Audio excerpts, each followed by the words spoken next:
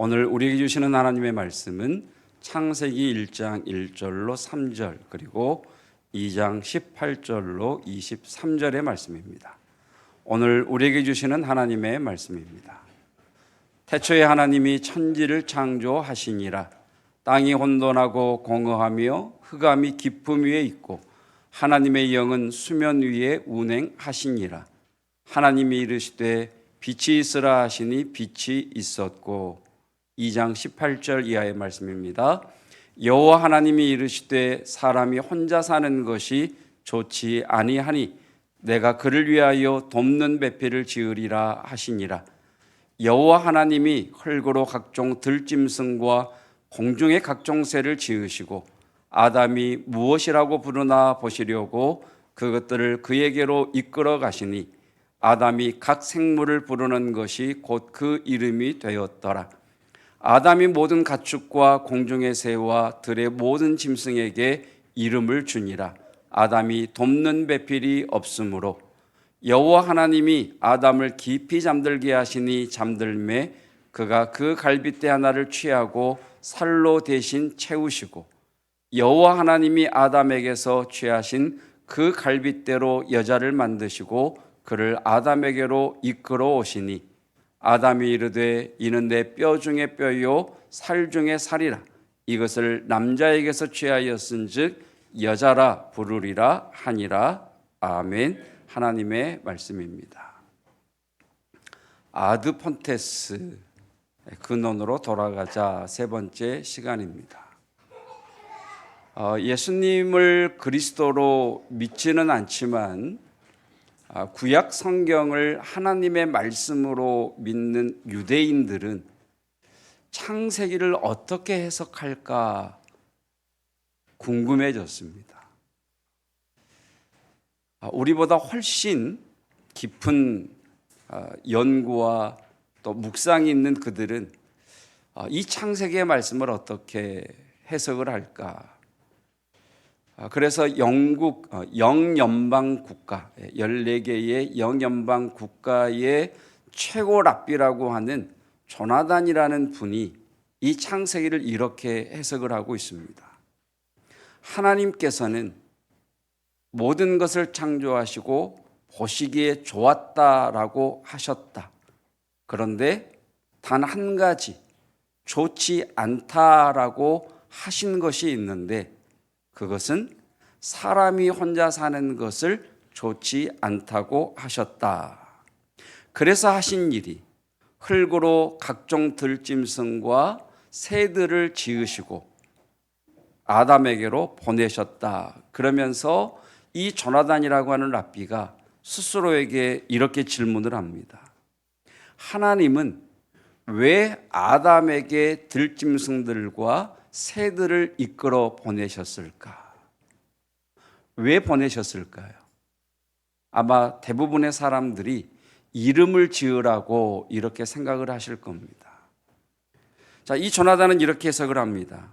하나님은 아담이 무엇이라고 부르는지 보시려고 그들을 보내셨지 아담이 붙여준 게 이름이 될지 주님이 이름을 붙이라고 하신 적은 없다라고 해석을 합니다.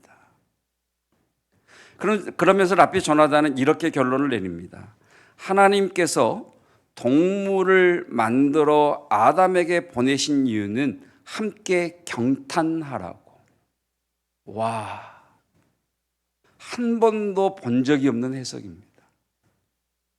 하나님께서 각종 들짐승들과 새들을 지어 아담에게로 이끄신 이유는 하나님의 위대하심을 보고 듣고 깨달으면서 놀라고 감탄하라고. 와! 그러니까 오늘을 살아가는 현대인들이 잃어버린 것 중에 하나가 감탄이요, 경탄입니다. 감탄사를 잃어버렸습니다. 이렇게 멋진 설교를 들으면서도 아멘을 하지 않습니다. 그 웃음 속에. 네. 자, 로마서 1장 21절입니다. 창세로부터 그의 보이지 아니하는 것들, 하나님의 보이지 아니하는 것들, 곧 그의 영원하신 능력과 신성이 그가 만드신 만물에 분명히 보여 알려졌다. 하나님께서 지으신 이 만물 속에 하나님의 보이지 아니하시는 그분의 영원하신 능력과 신성이 담겨 있다는 거예요. 그러니까 우리가 오감을 깨워야 하는 중요한 이유는 만물 안에 하나님의 위대하심이 담겨 있기 때문입니다.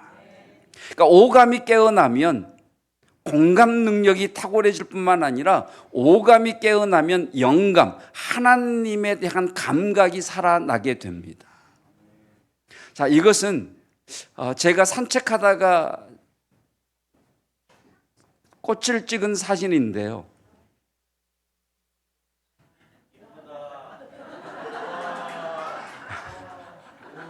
자, 오버하지 마십시오. 당황하셨어요. 자, 여러분, 관찰하려면 다가가야 합니다. 관찰하려면 다가가서 오랫동안 머물러야 됩니다. 관찰하려면 다가가서 오랫동안 머물면서 지켜보는 것, 이것을 관찰이라고 합니다. 여러분, 꽃봉우리 하나하나가 사방으로 퍼져서 맺혀 있는 이 꽃, 여러분, 하나님의 섬세하심이 놀랍지 않으십니까? 자, 이 꽃을 보면서 다가가서 눈높이를 맞추고 오랫동안 앉아서 지켜보면서 이런 생각을 했습니다. 이 꽃을 나에게 만약 하나님께서 이 꽃의 이름을 지으라고 하신다면 나는 이 꽃의 이름을 뭐라고 지을까? 그러면서 꽃을 보니까 여러분, 우주정거장처럼 생기지 않았습니까? 물레방아처럼 생기지 않았어요? 오늘 갑자기 드는 생각이, 앞으로 우리 교회가 교회를 건축할 수 있다면 이렇게 교회를 지으면 얼마나 좋을까? 중앙에 예배당이 있고 사방으로 모일 수 있는 공간들이 있다면 얼마나 좋을까? 와, 나도 놀랐어요, 제 자신에 대해서. 그래서 오고 가면서, 산책길을 오고 가면서 계속 이 꽃을 생각하면서 이 꽃이 우주정거장처럼 생겼고 물레방아처럼 생겼다면 내가 이 꽃의 이름을 뭐라고 지을까? 그래서 다시 오는 길에 이 꽃을 검색을 해봤어요. 이름이 뭔지. 근데 꽃의 이름이 수레바퀴 국화더라고요. 수레바퀴 국화. 여러분, 수레바퀴 국화보다는 물레방아 국화가 훨씬 좋지 않아요? 예. 여러분, 주입식 교육은요, 이렇게 꽃을 보고 꽃 이름을 검색해서 이 꽃의 이름은 수레바퀴 국화구나 생각하고 많은 것이 주입식 교육이에요. 그 교육은요, 시간이 지나면 잊어버려요. 근데 저는요, 제 스스로 이 꽃을 관찰하고 이 꽃을 지켜보면서 하나님의 섬세하심에 놀라고, 나라면 이 꽃의 이름을 뭐라고 지을까? 우주정거장 닮지 않았나? 물레방아 닮지 않았나? 수레바퀴 국화라고 하는 이름보다 내가 지은 물레방아 국화가 더 예쁘지 않나? 여러분, 이렇게 제가 습득한 지식은요, 결코 잊어버리지 않습니다. 그래서 오감을 깨운다는 것은, 우리의 감각을 깨운다는 것은 하나님에 대한 감각을 깨운다는 말과 동일해요. 자, 창세기 1장 1절입니다. 태초에 하나님이 천지를 창조하시니라. 여기 태초에라고 하는 말은 시작되었을 때에라는 말입니다. 시작되었을 때에 뭐가 시작되었느냐? 시간이 시작되었을 때에. 그래서 시간도 하나님께서 창조하셨습니다. 자, 하나님께서 시간을 창조하셔서 시작되었을 때에, 자, 2절 3절은 하나님께서 어떻게 창조하셨는가를 우리에게 말씀합니다. 2절 함께 읽겠습니다. 땅이 혼돈하고 공허하며 흑암이 깊음 위에 있고 하나님의 영은 수면 위에 운행하시니라. 3절 시작. 하나님이 이르시되 빛이 있으라 하시니 빛이 있었고. 자, 2절 말씀을 보시면 혼돈과 공허와 흑암이 있는데 하나님의 영, 성령 하나님께서 수면 위를 운행하셨답니다. 이 운행이라고 하는 단어가 하바리, 마치 헬리콥터가 공중에 서서 그 자리에 있는 것처럼 하바링의 상태, 아니면 닭이 알을 품고 있는 것처럼 이 품은 상태를 운행이라고 이야기를 합니다. 그러니까 이 2절의 말씀을 이미지화해 본다면 흑암과 혼돈과 공허함이 있는데 그것을 성령 하나님께서 품고 계시는 그런 이미지를 떠올릴 수 있겠죠. 자, 질문. 왜 성령 하나님은 아무것도 하지 않으신 채 흑암과 혼돈과 공허함을 품고만 계셨을까요? 성령 하나님은 언제까지 이 흑암과 혼돈과 공허함을 품고 계셨던 걸까요? 성령 하나님은 성부 하나님께서 말씀하실 때를 기다리고 계시는 겁니다. 하나님께서 빛이 있으라고 말씀이신 그리스도를 선포하실 때 성령 하나님께서는 품고 계셨던 흑암과 혼돈과 공허함으로부터 빛을 창조해 내셨습니다. 자, 그림을 그려보십시오. 성령 하나님께서 흑암과 혼돈과 공허함을 품고 계십니다. 언제까지? 성부 하나님이 말씀하실 때까지. 그래서 성부 하나님의 말씀을 기다리며 흑암과 혼돈과 공허함을 품고 있으셨는데 성부 하나님께서 말씀하실 때, 즉 말씀이신 예수 그리스도가 선포되실 때 성령 하나님께서는 품고 있었던 흑암과 혼돈과 공허함으로부터 빛을 창조해 내십니다. 흑암과 혼돈과 공허함으로 빛을 창조해 내십니다. 여러분, 하나님께서는 말씀을 보내 흑암과 혼돈과 공허함으로부터 빛을 창조해 내시는 하나님이십니다.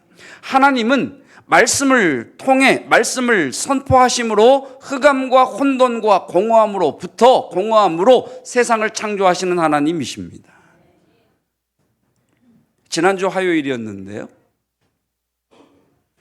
제가 33년 전에 처음 교육전도사로 나갔던 교회의 담임 목사님께서 제게 연락을 주셨습니다. 제가 많이 보고 싶으셔서 수소문하고 수소문한 끝에 마침내 컴퓨터 인터넷을 검색해서 저를 찾으셨다는 이야기였습니다. 제가 그런 사람입니다.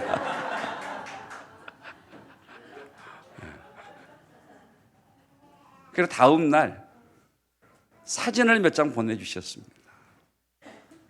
1990년 11월 1일 날짜에 제가 담임 목사님에게 써 보낸 편지를 사진으로 찍어서 보내주셨습니다. 저게 1991년도 11월 1일자 봉투입니다. 그거 안 해도 됩니다. 네. 그게 중요한 게 아닙니다.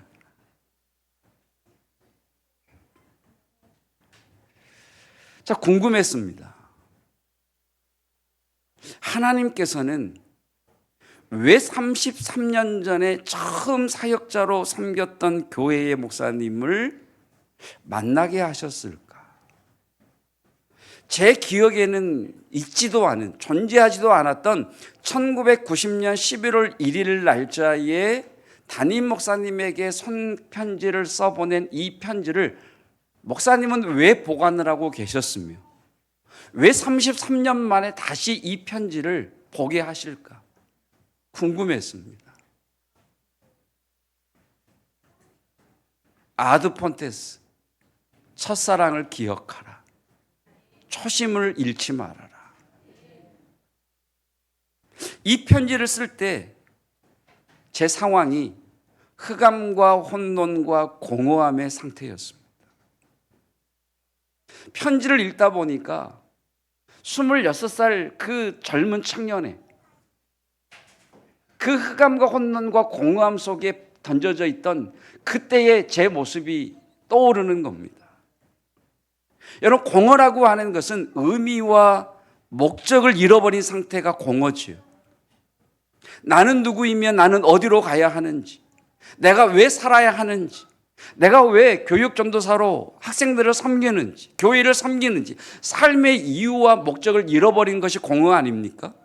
그 공허함에서 찾아오는 게 혼돈이잖아요. 엉망진창인 거. 그것이 혼돈 아니겠습니까? 의미도 목적도 없는 엉망진창의 상태가 공허요 혼돈인 거죠. 그 당시 저의 상태는요, 권태로움이었어요. 지루함이었어요. 무의미함이었어요. 무기력함이었어요. 무의미함이었어요. 여러분, 의미가 없으니 견뎌낼 힘도 없고요, 열정도 없고요, 계획도 없습니다. 계획이 없으니 아침에 일어나면 눈 뜨는 거고 그냥 뒹굴다가 그냥 하루 보내는 겁니다. 이런 권태로움과 지루함과 심심함과 혼란함과 무기력함과 무력함, 그러니까 쓰러질 몸을 이렇게 세울 힘조차도 여력조차도 생기지 않으니 이유를 찾지 못하니 동력을 잃어버린 배와 같이 표류하는 상태였습니다. 그러던 어느 날 하나님께서 말씀으로 제게 찾아오셨습니다. 예수님께서 십자가 위에서 하나님께로부터 철저하게 버림받으시는 그 모습으로 주님이 제게 찾아오셨습니다. 그리고 이렇게 말씀해 주셨습니다. 사랑하는 아들아, 희수야, 내가 하나님 아버지께로부터 철저하게 버림받은 이유는 바로 너를 구원하기 위한 것이야 라는 말씀으로 제게 다가오셨습니다. 혼돈과 공허와 흑암의 기품이 있는 제게 말씀이 찾아오시자 제 입에서는 한국어도 아니요, 외국어도 아니요, 영어도 아닌 이상한 언어가 터져 나오기 시작했습니다. 방언이었습니다. 주체되지도 않았고 제어되지도 않은 이상한 언어가 제 입에서 터져 나오면서 제 마음속 깊은 곳으로부터 저의 의지와 상관없는 고백이 터져 나왔습니다. 하나님을 사랑합니다. 하나님, 이제 휘둘리는 삶을 살지 않겠습니다. 하나님, 이제 후회하지 않고 휘둘리지 않고 분명한 삶의 목적을 향해 나아가겠습니다. 그 고백이 터져 나왔습니다. 여러분, 하나님은 하나님의 말씀이 임하시면 흑암과 혼돈과 공허함으로부터 빛이 창조됩니다. 창세기 2장 18절입니다. 함께 읽겠습니다. 여호와 하나님이 이르시되 사람이 혼자 사는 것이 좋지 아니하니 내가 그를 위하여 돕는 배표를 지으리라 하시니라. 하나님께서 세상을 창조하시고 보시기에 좋았다라고 하셨는데 여기 딱 한 번 사람이 혼자 사는 것이 not good, 좋지 않다라고 말씀을 하셨습니다. 그러시면서 하나님이 그를 위하여 돕는 배필을 지으리라 라고 하셨습니다. 근데 이상하죠? 사람이 혼자 사는 것이 좋지 않다라고 하시고 배필을 지으리라 라고 말씀하셨다면 바로 배필을 지으시면 되잖아요.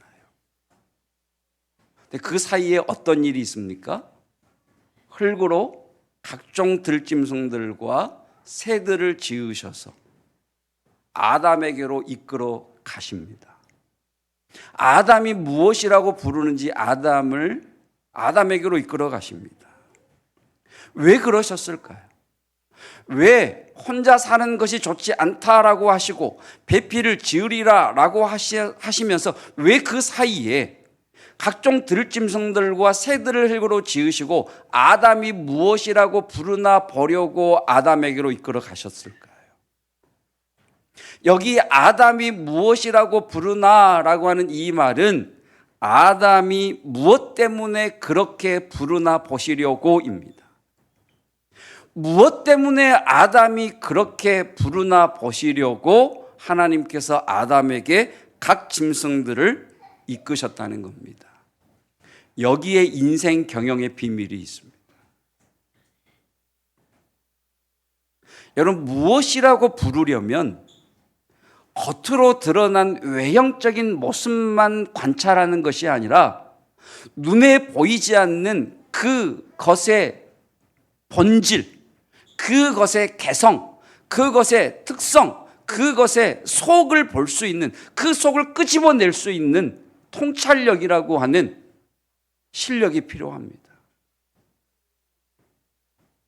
여러분, 이것은요, 하나님께서 만물을 창조하시고 이것을 정복하라 다스리라 라고 말씀하셨던 하나님의 첫 번째, 아담에게 주어진 첫 번째 미션이었습니다.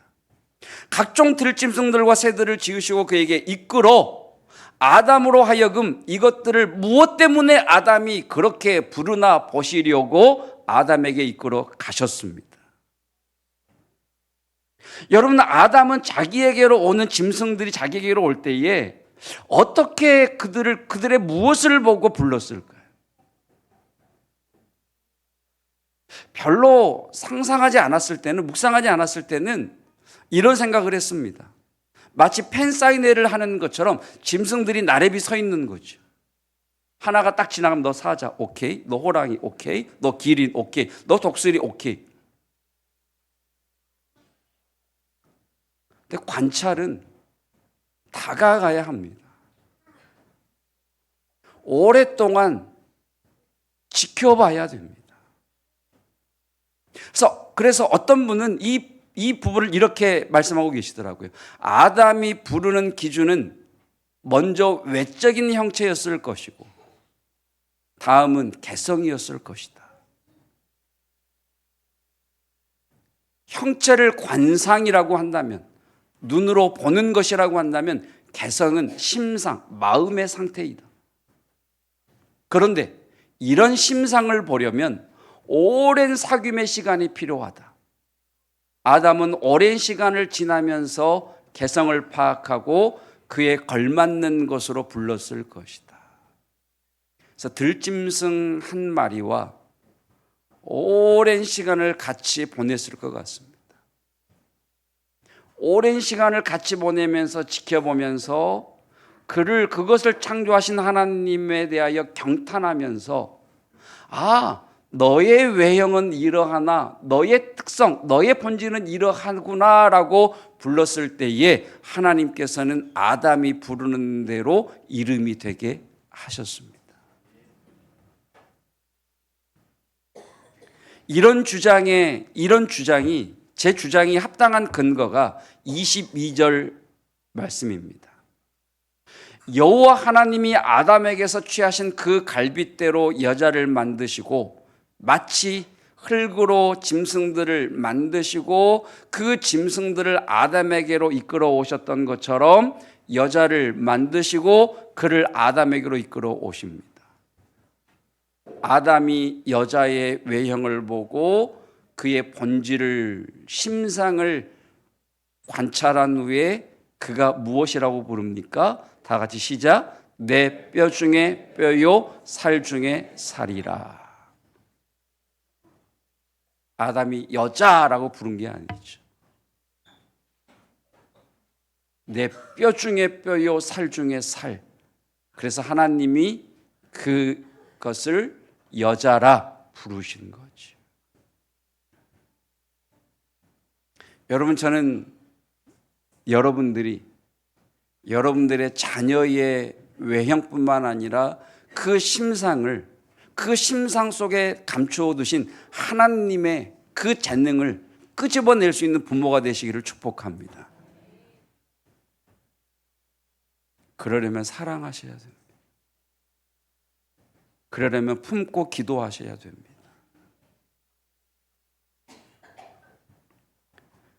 주중에 성도 한 분을 만났습니다. 긴 시간 동안 공허와 혼돈과 흑암의 깊음에 빠져 있었던 분이었습니다. 그런데 부흥회를 통해 하나님의 말씀이 그분에게 임했습니다. 나에게 맡겨라. 부흥회 동안 하나님께서 그를 찾아오셔서 주신 말씀은 나에게 맡겨라. 나에게 맡겨라는 말씀이 임하자 이분에게 놀라운 일이 일어났습니다. 자신을 짓누르고 있던 버거움들에 눌려 혼돈과 공허와 흑암 가운데 있었던 그에게 나에게 맡겨라고 하시는 하나님의 말씀이 임하자 자신을 짓누르고 있던 그 버거운 것들을 들고 일어서는 그 놀라운 능력이 자식 안으로부터 터져 나오더라는 겁니다. 혼돈과 허무함이 치유되고 열정이 솟아나더라는 겁니다. 흑암이 걷어지고 나아갈 길이 분명히 보이더라는 것입니다. 여러분, 하나님께서 왜 내 삶에 흑암과 혼돈과 공허함을 내 삶으로 이끌어 보내셨을까요? 왜 하나님은 내 삶에 이런 것들을 이끌어 내게 보내셨을까요? 우리로 하여금 그것을 관찰하고 무엇이라 부르나 보시려고. 여러분, 흑암과 혼돈과 공허함 가운데 주의 말씀이 임하시면 하나님께서는 말씀을 통해 흑암과 혼돈과 공허함으로부터 빛을 창조해 내시는 하나님이십니다. 여러분, 우리는 말씀을 만나야 합니다. 말씀이 임하면 흑암과 혼돈과 공허함은 하나님의 빛의 창조의 재료가 될 것입니다. 여러분, 내 삶의 목적을 구하셔야 됩니다. 그러면 내 외로움과 결핍과 결별과 고통과 질병과 유혹들을 견뎌나갈 이유인 말씀을 들어야 됩니다. 주님 말씀하셨습니다. 두드려라, 열릴 것이다. 찾아라, 찾을 것이다. 구하라, 구하는 자가 얻을 것이다. 여러분, 공허와 혼돈과 흑암으로 빛을 창조해 내시는 하나님의 말씀을 구하시기를 바랍니다. 하나님의 말씀을 찾으시기를 축복합니다. 하나님이 우리에게 말씀하십니다. 내게 와서 구하라. 내가 크고 비밀한 일을 내게 알려줄 것이다. 너의 젊음은 헛되지 않을 것이다. 유혹을 견디는 시간들은 너를 위대한 자리로 이끌어갈 것이다. 죽음의 수용소 같은 시간을 지날 때에도 나는 너를 날카로운 칼로 빚어 나의 영광을 위해 사용할 것이다. 나의 말씀 안에 너의 삶을 맡기라. 내가 너와 함께 있으리라. 여러분의 삶 속에 주의 말씀을 기다리시기를, 주의 말씀을 들을 수 있기를 주님의 이름으로 축복합니다. 우리 잠깐 침묵하며 기도하겠습니다. 하나님, 주의 말씀에 순복하며 5대 신앙 가운데 하나인 11조 헌금 신앙으로 믿음을 고백하는 이들을 축복하여 주옵소서. 주님 앞에 예물 드리는 성도들을 기억하옵소서. 이 예물을 통하여 하나님의 교회에 하나님의 일이 이루어지고 하나님의 임재가 있는 주의 교회가 전속되기에 현금을 드림이 곧 주님의 사역에 동참이라고 하는 것을 알게 해 주셨습니다. 그래서 하나님께 드린 자들을 주께서 기억하시고 축복하신다 하셨사오니 말씀대로 성도들의 삶에 재정적인 문제들이 해결되게 하시고 복을 누리게 하옵소서. 특별히 하나님, 우리 자녀가 이곳 이 예배하는 곳에 함께 예배하기를 원합니다. 부모로서 우리의 자녀가 함께 예배하기를 원하면서 아버지 앞에 기도하면서 이곳에 참여하지 않는 못한 자녀들을 품고 주님 앞에 자녀 형통헌금으로 하나님 이곳에 예물을 드립니다. 김준모, 이정화, 하나님 최선, 최영근, 홍하원, 그리고 무명으로 류동현, 류동성, 류동진, 류세은, 류성민, 하나님 아버지 그 부모들의 또 조부, 조모들의 기도를 응답하여 주시어서 같은 신앙이 흐르게 하시고 전수되게 하옵소서.